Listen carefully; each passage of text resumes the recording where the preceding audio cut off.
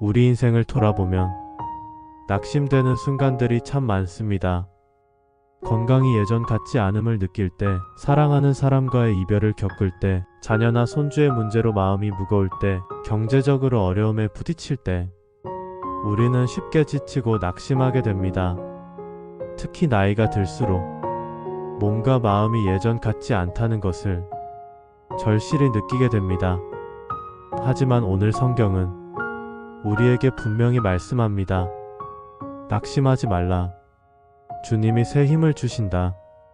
오늘은 이사야 40장의 말씀을 중심으로 주님께서 지친 우리에게 어떻게 새 힘을 주시는지 함께 묵상해 보겠습니다. 먼저 성경 말씀을 차분히 읽어보겠습니다. 이사야 40장 29절에서 31절.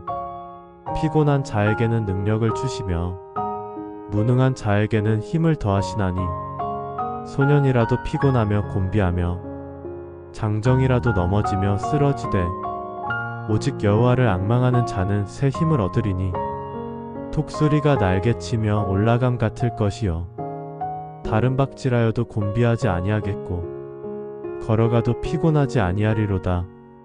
얼마나 위로가 되는 말씀인지요. 하나님께서는 피곤한 자에게 능력을 주시고 무능한 자에게는 힘을 더하신다고 약속하셨습니다. 고린도후서 4장 16절. 그러므로 우리가 낙심하지 아니하노니 겉사람은 후패하나 우리의 속사람은 날로 새로워지도다. 바울 사도의 고백입니다. 육체는 점점 약해지지만 우리의 속사람 즉 영혼은 날마다 새로워질 수 있다는 놀라운 약속입니다. 시편 73편 26절. 내 육체와 마음은 쇠약하나 하나님은 내 마음의 반석이시요 영원한 분깃이시라. 다윗의 솔직한 고백이 담긴 말씀입니다.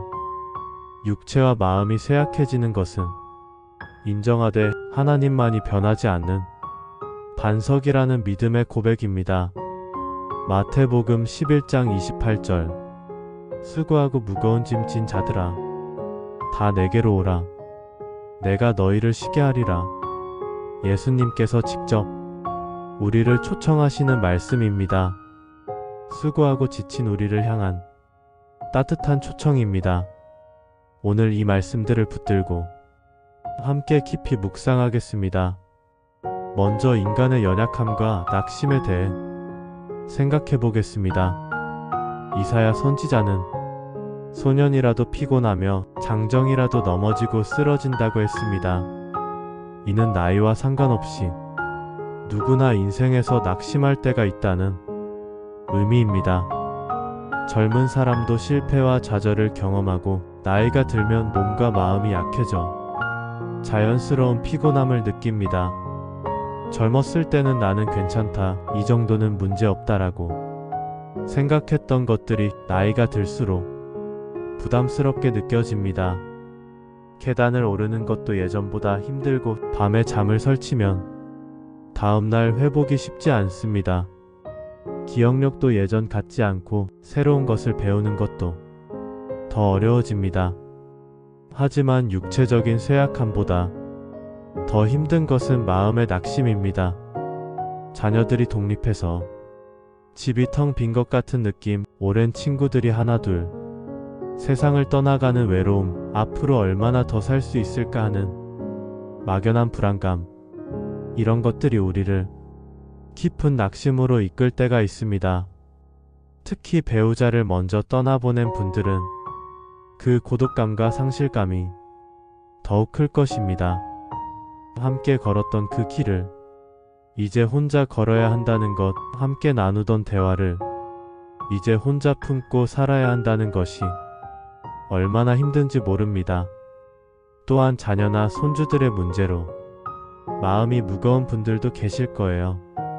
취업이 안 되는 자녀, 건강이 좋지 않은 손주, 가정에 문제가 생긴 자녀들을 보며 부모의 마음, 조부모의 마음이 얼마나 아픈지요. 경제적인 어려움도 큰 낙심의 원인이 됩니다. 물가는 계속 오르는데 수입은 한정되어 있고 의료비는 점점 늘어만 가죠. 자녀들에게 도움을 청하기도 부담스럽고 독립적으로 살고 싶은데 현실이 녹록하지 않을 때 깊은 낙심에 빠질 수 있습니다. 낙심은 인간의 본성 속에 있는 자연스러운 반응입니다. 완벽한 사람은 없고 모든 문제를 혼자 해결할 수 있는 사람도 없습니다. 그래서 낙심하는 것 자체를 죄악시할 필요는 없습니다. 중요한 것은 그 낙심 속에서 무엇을 선택하느냐 하는 것이죠. 절망 속에 머물러 있을 것인가, 아니면 하나님께로 나아갈 것인가. 이것이 신앙인가, 그렇지 않은 사람의 차이입니다. 잠시 묵상해 보십시오. 나는 언제 가장 낙심합니까? 지금 내 마음을 무겁게 하는 것은 무엇입니까? 이제 주님이 주시는 새 힘에 대해 말씀드리겠습니다. 하나님은 낙심하는 우리를 버려두지 않으십니다. 오직 여호와를 앙망하는 자는 새 힘을 얻으리니, 앙망이란 하나님을 바라보고 기다리는 태도입니다. 단순히 기다리는 것이 아니라 하나님을 신뢰하면서 기다리는 것입니다. 마치 어린아이가 아버지를 바라보며 도움을 기다리는 것처럼 우리도 하나님 아버지를 바라보며 기다리는 것입니다. 기다림 속에서 하나님은 능력을 주십니다. 그것은 단순히 피곤함이 사라지는 것이 아니라 삶을 이길 수 있는 영적인 힘, 다시 일어날 수 있는 용기를 말합니다. 한 젊은 목회자의 이야기를 들려드리겠습니다. 그는 사역 중에 큰 어려움을 겪고 깊은 낙심에 빠졌습니다. 교회 성도들의 오해를 받고 사역의 열매가 보이지 않아 자신이 부족한 것만 같았어요. 밤마다 기도하며 울었습니다. 그러나 이사야 40장의 말씀을 붙잡고 매일 기도했습니다. 주님, 저에게 새 힘을 주옵소서. 그는 상황이 바로 달라지지는 않았지만 마음속의 평안과 담대함이 다시 일어났다고 고백했습니다. 문제는 여전히 있었지만 그 문제를 바라보는 시각이 달라졌어요. 절망이 아니라 소망으로, 포기가 아니라 인내로 바뀐 것입니다.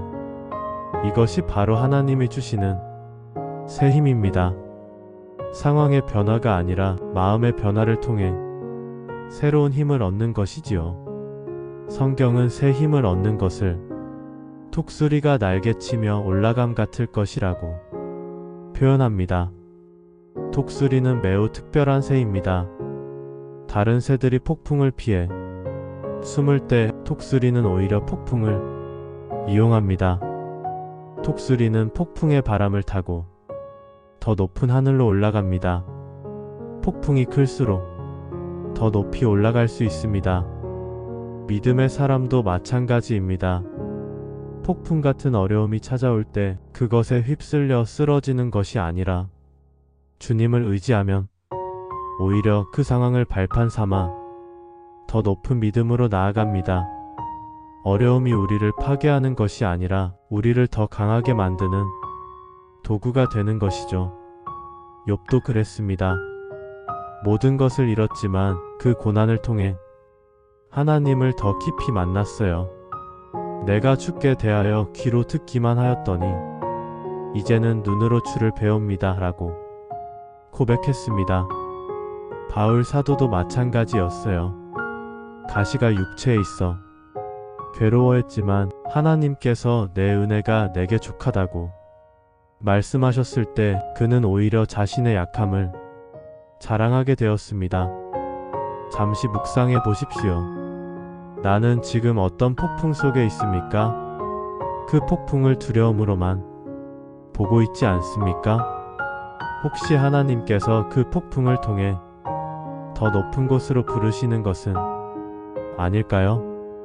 이제 삶의 실제 적용에 대해 말씀드리겠습니다. 첫 번째, 건강의 쇠약함 속에서입니다. 몸은 점점 약해지지만 우리의 영혼은 날마다 새로워질 수 있습니다. 고린도후서에서 바울은 겉사람은 후패하나 속사람은 날로 새로워진다고 했어요.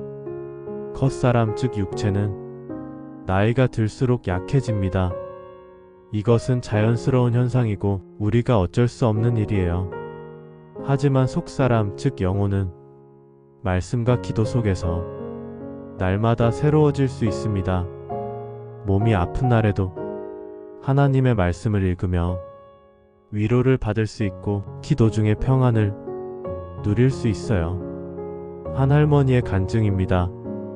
당뇨와 고혈압으로 매일 약을 드셔야 했고 관절염 때문에 걷기도 힘드셨어요.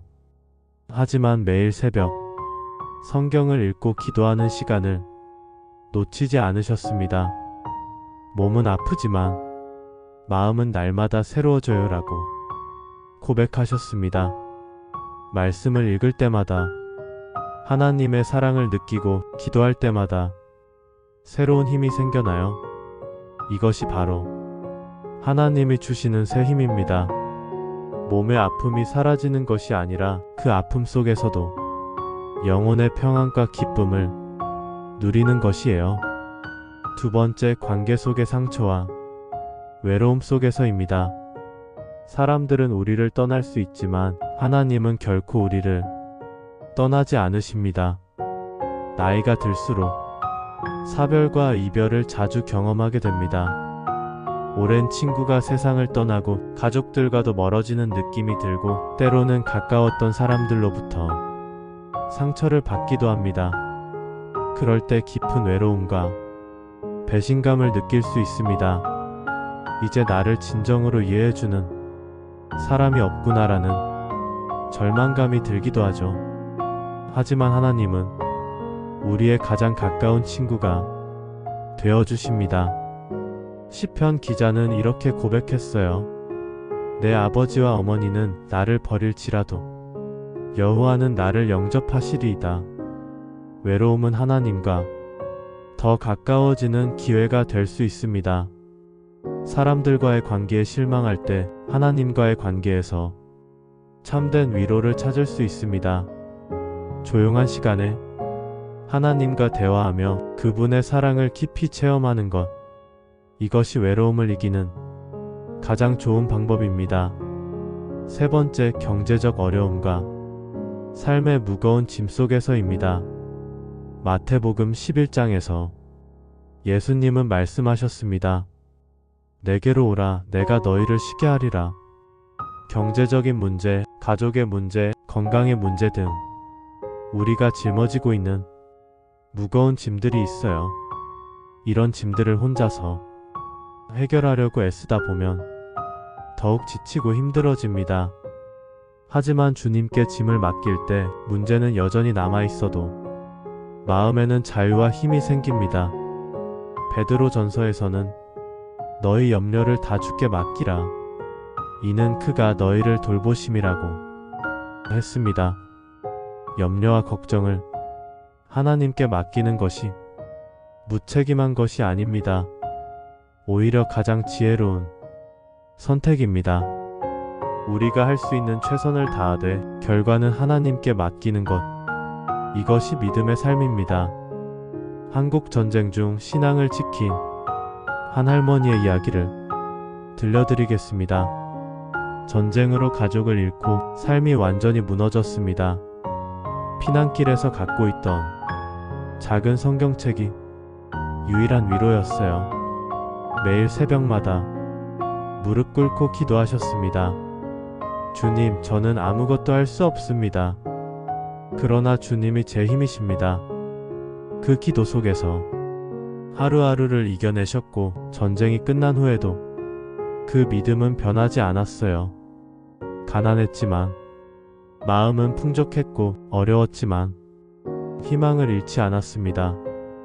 그 믿음은 자녀와 손주 세대까지 전해졌고 지금도 그 가족들은 할머니의 믿음을 기억하며 살아가고 있습니다. 이것이 바로 주님이 주시는 새 힘입니다.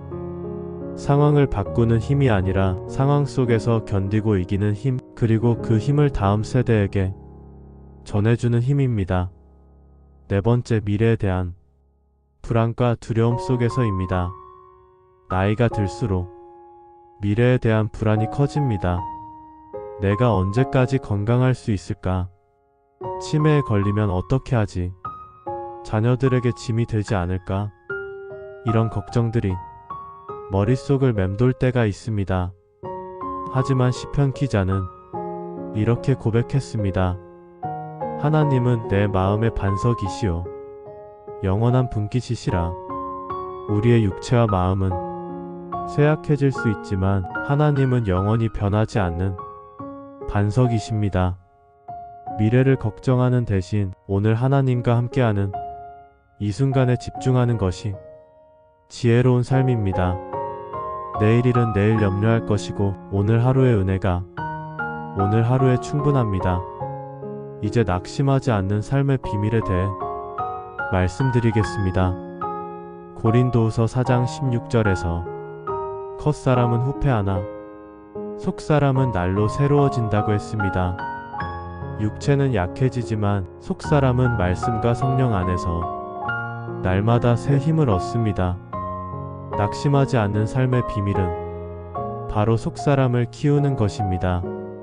매일 말씀을 가까이 하고 기도와 묵상을 통해 하나님을 바라볼 때 우리는 어떤 상황에서도 무너지지 않습니다.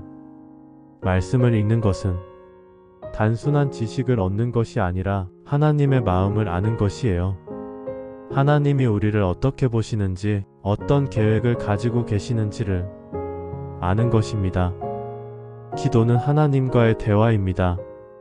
우리의 마음을 털어놓고 하나님의 음성을 듣는 시간이에요. 기도할 때마다 마음이 새로워지고 새로운 힘이 생겨납니다.